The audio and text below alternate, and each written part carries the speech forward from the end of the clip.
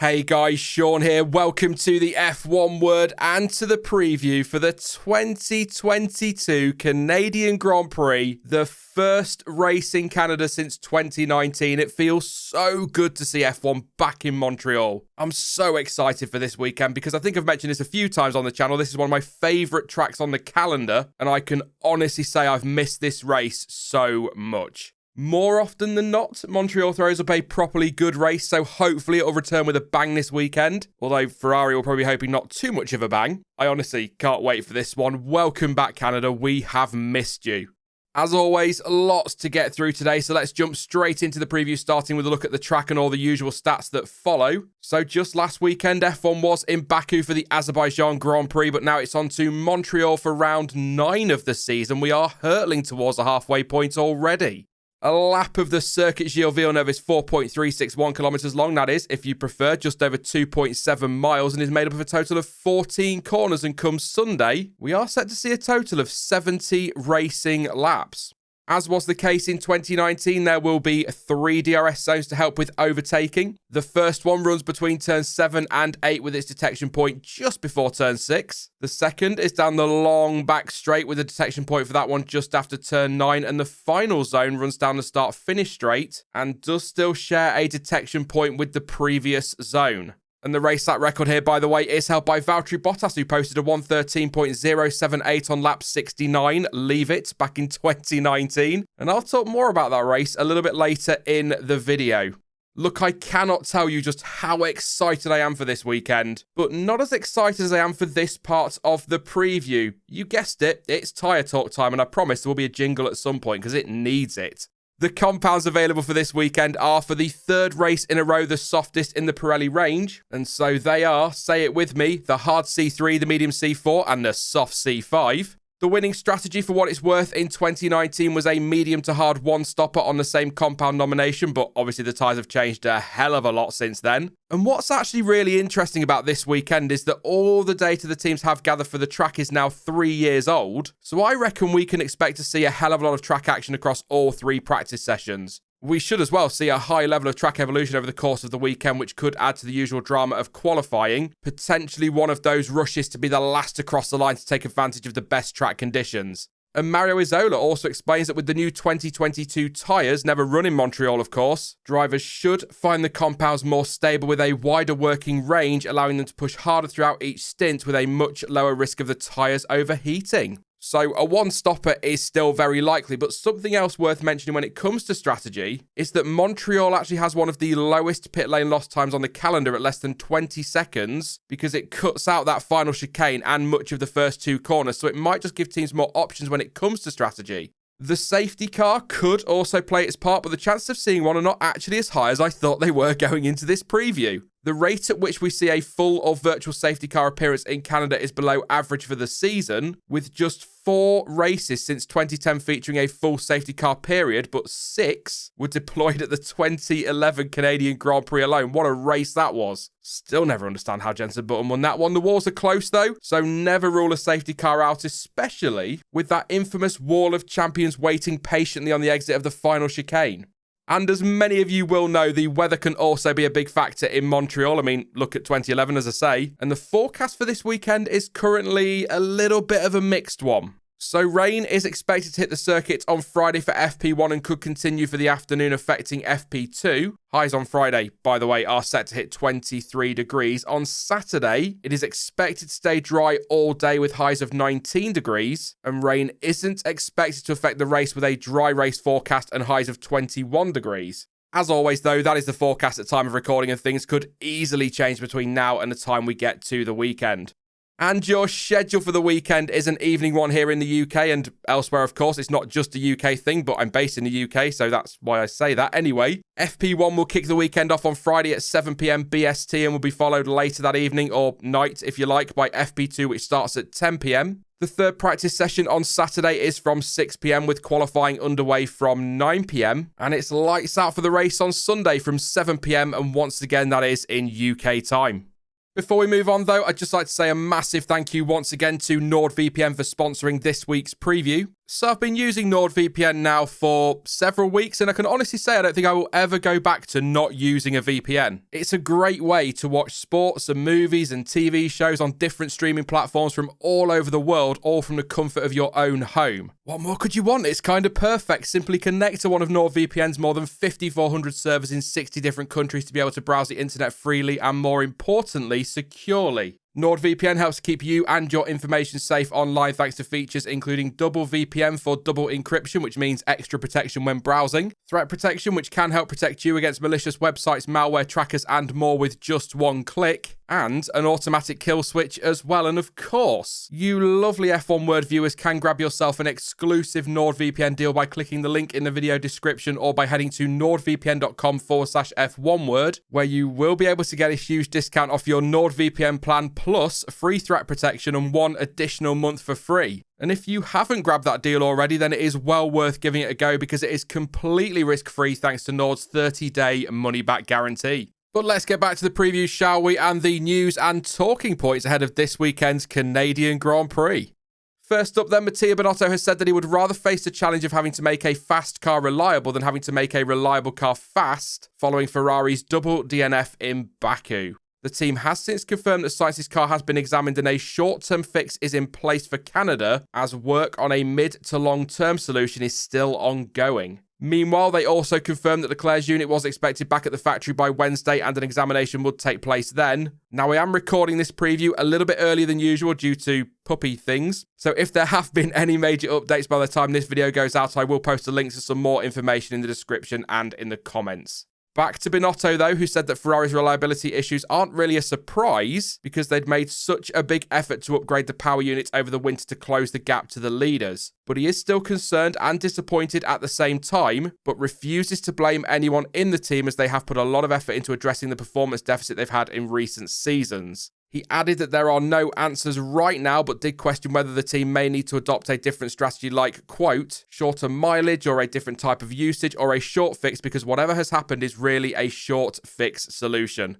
Another big talking point in Baku and again this week is porpoising. We saw some pretty aggressive bouncing from a number of teams, especially Mercedes and Ferrari, and according to Lewis Hamilton, things got so bad last time out that he feared losing control of his Mercedes and ending up in the wall, with Toto Wolff explaining the Brit was suffering more than his teammate as he was running a different specification of the W13. Of course, Lewis Hamilton wasn't the only driver to raise concerns about the issues, with a number discussing the matter over the weekend, and the Grand Prix Drivers Association director George Russell is understood to have asked the FIA to look into the matter, and according to reports in Germany, the FIA is taking the matter seriously and paddock rumours suggest is seeking talks with drivers and teams to get the full picture of what is going on. But apparently this has already been discussed. As it turns out, talks took place last year with a proposal put forward to counter the porpoising concerns. However, the proposals, which would apparently have included a mandatory minimum ride height, did not have the necessary support and were therefore thrown out. And teams right now still remain divided on it, with some saying changes need to be made and others, including McLaren boss Andreas Seidel, saying that whilst it's absolutely right to raise these concerns, the problem can be helped by raising the ride height of the cars at the cost of some performance. Toto Wolff, though, has consistently said it really is not that simple. Look, this is going to rumble on over the weekend and beyond, so prepare yourself for a Grand Prix riddled with politics, though the same as any other F1 race weekend then. But for what it's worth, if the FIA does look into this or is looking into this and finds there are some serious safety concerns in the data and things like that, then I fully expect something will be done to resolve it eventually. And finally, for this part, the South African Grand Prix could be set for a much-anticipated return to the calendar from potentially as early as next season. It was a surprise reading that this morning. The last time the sport raced in South Africa was back in 1993 at Kyalami, where Alain Prost took victory for Williams by just under a minute and 20 seconds, leading home McLaren's Ayrton Senna.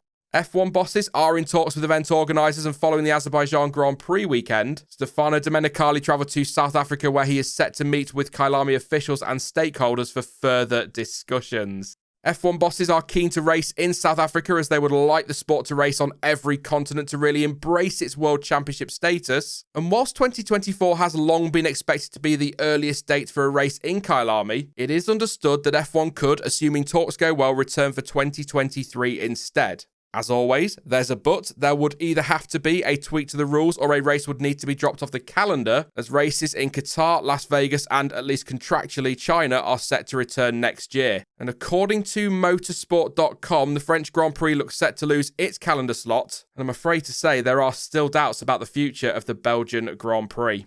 Now, I was pondering what to do about this week's flashback, but seeing as we haven't really been at the track for a while, I thought it was probably best to remind you what happened last time F1 was in Canada. So let's flash back not all that far to the 2019 Canadian Grand Prix. Sebastian Vettel started the race on pole position and kept the lead off the line. Alex Albon, who was still in the Toro Rosso at that point, of course, had a more eventful turn one, making contact with the Alfa Romeo of Antonio Giovinazzi, losing his own front wing. Lando Norris, if you remember, stopped on track on lap 9 after his brakes overheated, causing a component failure, which led to a fire and ultimately caused his suspension to fail. It did all go a little bit quiet after that in the race for a while, if we're being honest, but we did see some really nice battling in the midfield, which was often the case in 2019 and is still often the case, including a very nice move by Daniel Kvyat around the outside of Kevin Magnussen at turn 1. Not his only move that afternoon that impressed a few people. There's some very nice overtakes from Daniel Kvyat that weekend.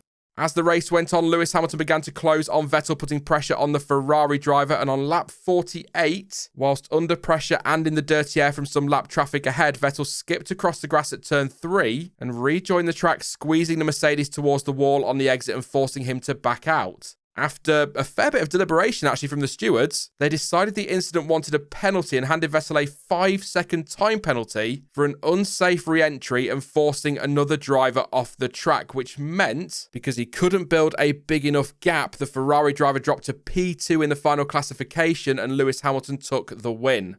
Elsewhere, Kevin Magnussen, who crashed his car heavily in qualifying, leaving his mechanics with one hell of a rebuild overnight, complained over team radio that the race in that car was, quote, the worst experience he'd had in any race car ever, which forced Gunther Steiner to come over the radio and tell the Dane it wasn't exactly a nice experience for the team, and that enough was enough when it came to his complaining. Basically, just a nicer way of saying, shut up, mate, and get on with it. Something many of you are probably screaming in this preview. The result and decision from the stewards caused a lot of controversy, and in Parc Fermé, Vettel even decided to swap the P1 and P2 boards around, which has now become a little bit of a meme. But at the time, I remember there was some proper outrage from fans, pundits, and journalists, and me. Although it's got to be said for balance, many did also agree that the penalty was the right call. I know, F1 fans disagreeing on something like that ever happens. Come on.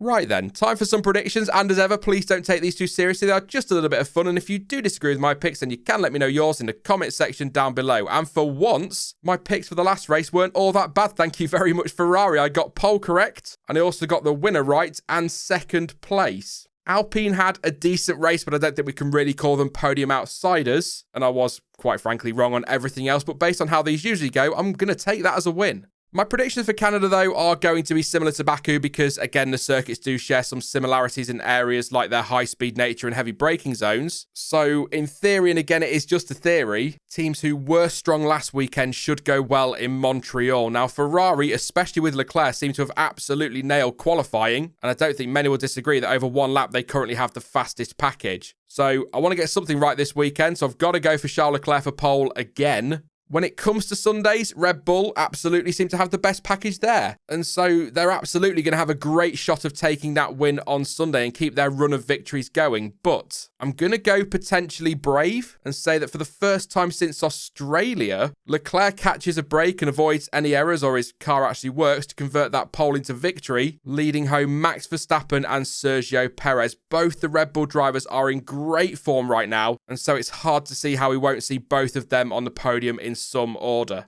As already covered, there is a lot of concern around porpoising, and that Mercedes is, as we saw in Baku, still bouncing around incredibly violently, but the pace is there to make the W13 the third fastest car right now. So perhaps with a little bit of drama or by taking advantage of a safety car, one of their drivers could nick a podium. So I'm going to go with them for my podium outsiders and say that maybe Lewis Hamilton can do it this time. After all, he's got great form in Canada, and there's no reason why he shouldn't be able to take advantage of some good luck if it falls his way, just as his teammate has at times this year. I will say, though, keep an eye on Alpine again this weekend. They like a low downforce track, and so do AlphaTauri, it seems. So perhaps they will be able to get another cracking result as they did in Baku.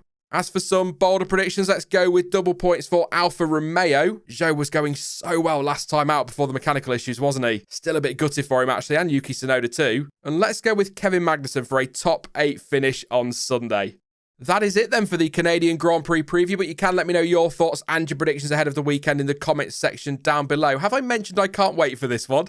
Now, I will be back live on Sunday shortly after the race with the usual reaction stream. But in the meantime, if you did enjoy this one, then please do leave a like, as it really does help the channel in its battle with that pesky algorithm. And don't forget to subscribe so you don't miss out on any future videos or streams. But as ever, thank you for watching. I've been Sean, this has been the F1 Word, and until next time, goodbye.